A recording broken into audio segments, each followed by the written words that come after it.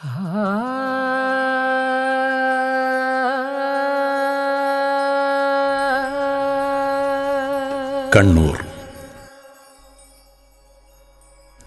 ഈ മണ്ണിൽ ചരിത്രവും ഐതിഹ്യ കഥകളും വേർതിരിച്ചറിയാനാവാത്ത വിധം കെട്ടുപിണഞ്ഞു കിടക്കുന്നു.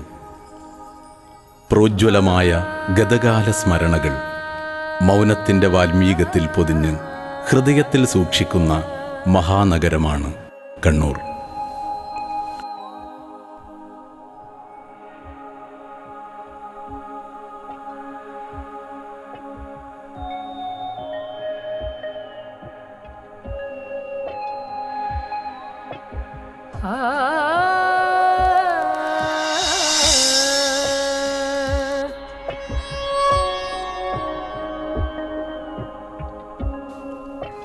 പ്രകൃതിയുടെയും ചരിത്രത്തിൻ്റെയും സുഹൃതാക്ഷരങ്ങൾ കാറ്റിൽ ലയിച്ച് സാന്ദ്രമാകുന്ന കണ്ണൂരിൻ്റെ സാഗരതീരങ്ങൾ, പുഴകൾ, പച്ചപുതച്ച നെൽപ്പാടങ്ങൾ, നിബിഡമായ കേരവൃക്ഷത്തോട്ടങ്ങൾ ഈ നാടിന് പ്രകൃതിരമണീയമായ ദൃശ്യപശ്ചാത്തലമൊരുക്കിയിരിക്കുന്നു.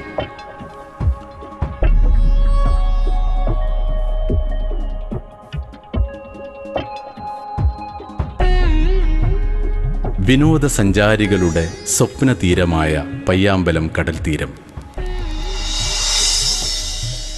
സുഖവും ദുഃഖവും ജീവിതത്തിൻ്റെ രണ്ട് ഭിന്ന മുഖങ്ങളാണ്.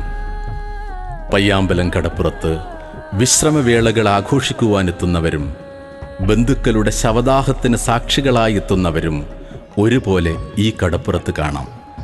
വഴിയമ്പലം എന്ന പേരിലറിയപ്പെട്ട ചുടുകാട്. ചിറക്കൽ കോവിലകത്തിൻ്റെയും പിന്നീട് അറക്കൽ രാജസ്വരൂപത്തിൻ്റെയും ഒപ്പം പൊരുതി നിന്ന മുരുക്കഞ്ചേരി കണ്ണൂത്ത് കേളു എന്ന ഇതിഹാസ പുരുഷൻ ബ്രിട്ടീഷുകാരൻ്റെ വെടിയേറ്റ് മരിച്ചു വീണത് പയ്യാമ്പലം കുന്നിന്മേലാണ്.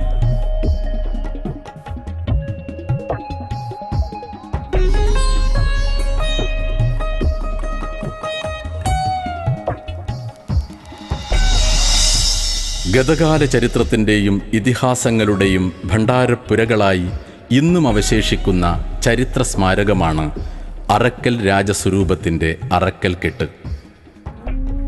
ചിറക്കൽ കോവിലകത്തു നിന്നും അറക്കൽ ബീവിയായി വന്ന തമ്പുരാട്ടിയുടെ ചരിത്രത്തിൻ്റെ കാണാപ്പുറങ്ങൾ.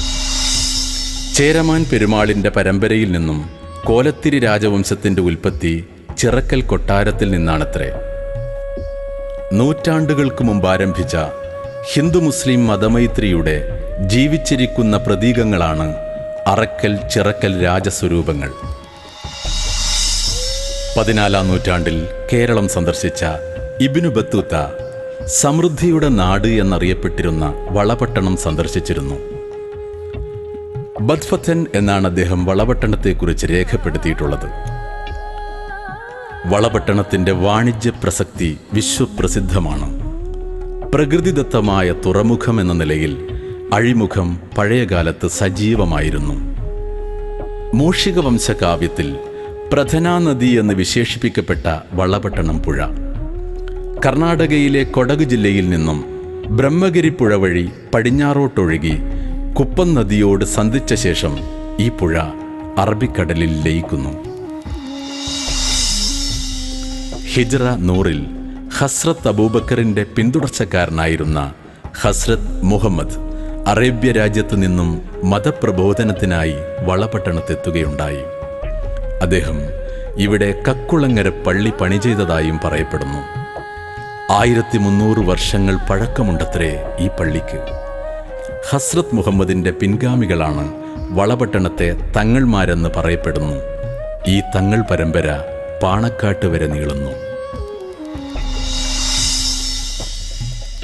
ക്ഷേത്രങ്ങളിൽ പൂജാതി കർമ്മങ്ങൾ നിർവഹിക്കുവാൻ കോലത്തിരി രാജാവ് ഭട്ടാചാര്യ വിഭാഗത്തിൽപ്പെട്ട പൂജാരികളെ കാശ്മീരിൽ നിന്നും ബംഗാളിൽ നിന്നും ഇവിടെ കൊണ്ടുവരികയുണ്ടായി. അവരുടെ സന്തതി പരമ്പരയിൽപ്പെട്ടവരാണ് വളപട്ടണത്തെ പിടാരന്മാർ. ശാക്തേയ വിധിയെന്ന പൂജാക്രമമനുഷ്ഠിക്കുന്ന പിടാരരുടെ ചരിത്രത്തിൻ്റെ കാണാപ്പുറങ്ങളിലേക്ക്. കേരളത്തിലെത്തിയ പോർച്ചുഗീസ് പ്രമാണിയായ ഫ്രാൻസിസ്കോ അൽമേഡ കണ്ണൂരിൽ സെന്റ് ആഞ്ചലോസ് കോട്ടയ്ക്ക് അടിത്തറ പാകി. അനന്തമായ അലയാഴിയുടെ നിതാന്ത ഗംഭീര തരംഗഘോഷങ്ങളുടെ പശ്ചാത്തലത്തിലുള്ള ഈ കോട്ടയുടെ ഗതകാല സ്മരണകൾ. പേർഷ്യൻ ഭാഷയിൽ കപ്പലുടമ എന്നർത്ഥം വരുന്ന കേയിമാർ മലബാറിലെ വാണിജ്യ സാമൂഹ്യ മേഖലയിൽ പ്രാമാണിത്യം നേടിയതിലൂടെ തലശ്ശേരിയിലെ ചൊവ്വക്കാരൻ കേയിമാർ ആഗോള പ്രശസ്തരായതിൻ്റെ ചരിത്രം. ഉന്നതനായ വ്യവസായിയും സാമൂഹ്യ സേവന രംഗത്ത് അതുല്യ വ്യക്തിയുമായ സാമുവൽ ആറോന്റെ ജീവിതത്തിലെ വെളിച്ചം കാണാത്ത പുറങ്ങളിലേക്ക്.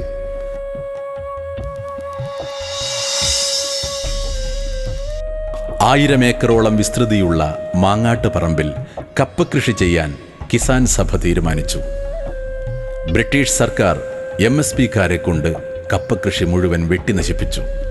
അന്നത്തെ നടുക്കുന്ന ഓർമ്മകളുമായി ജീവിക്കുന്ന രക്തസാക്ഷി പയ്യരട്ട രാമൻ.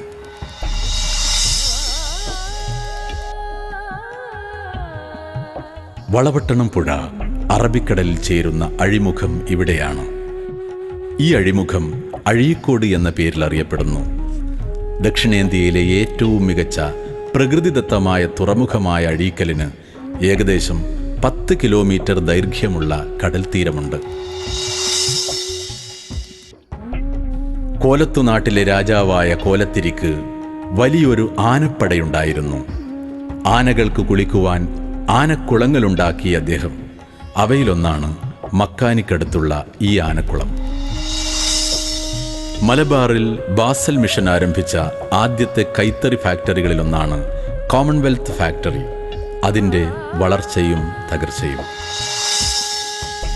കറുവപ്പട്ട എന്ന കറപ്പ അഞ്ചരക്കണ്ടിയിലെ പൊൻചരക്കായി മാറിയതിൻ്റെ ചരിത്രം.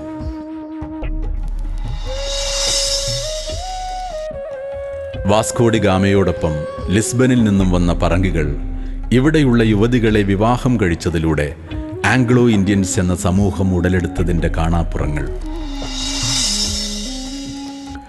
ലോകത്തിലാദ്യമായി ഒരു കമ്മ്യൂണിസ്റ്റുകാരൻ തെരഞ്ഞെടുപ്പിലൂടെ അധികാരത്തിൽ വന്നു. ചിറക്കൽ പഞ്ചായത്ത് പ്രസിഡന്റായി തിരഞ്ഞെടുക്കപ്പെട്ട ശ്രീ KP നാരായണനെ കുറിച്ചുള്ള ചരിത്രം. AKGയുടെ നേതൃത്വത്തിൽ ബ്രിട്ടീഷ് ഭരണത്തിനെതിരെ പട്ടിണി ജാഥ നടത്തിയപ്പോൾ അതിൽ പങ്കെടുത്ത ഗോപാലൻ പിന്നീട് ജീവിതകാലം മുഴുവൻ പട്ടിണി ഗോപാലനായി അറിയപ്പെട്ടതിൻ്റെ ചരിത്രം.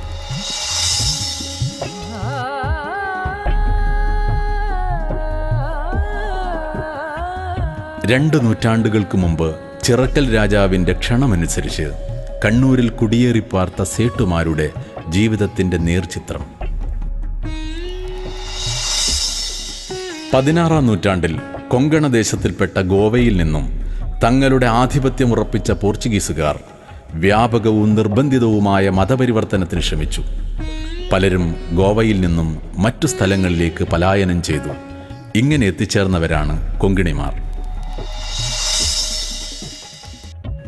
കേരളത്തിലെ ആദ്യത്തെ മലയാള പത്രമായ രാജ്യസമാചാരം 1847 തലശ്ശേരിയിലെ ഇല്ലിക്കുന്നിൽ നിന്നും ഡോക്ടർ ഹെർമൻ ഗുണ്ടട്ട് എന്ന ജർമ്മൻ പാതിരി പ്രസിദ്ധീകരിച്ചതിൻ്റെ ചരിത്രം. ദൈവം തെറ്റ് ചെയ്താൽ പോലും അത് റിപ്പോർട്ട് ചെയ്യുമെന്ന് സുധീരം പ്രഖ്യാപിച്ച സ്വദേശാഭിമാനി രാമകൃഷ്ണപിള്ളയുടെ ജീവിത കഥയുടെ ഉള്ളറകളിലേക്ക്. കണ്ണൂരിൻ്റെ കാണാപ്പുറങ്ങൾ ഇവിടെ അവസാനിക്കുന്നില്ല.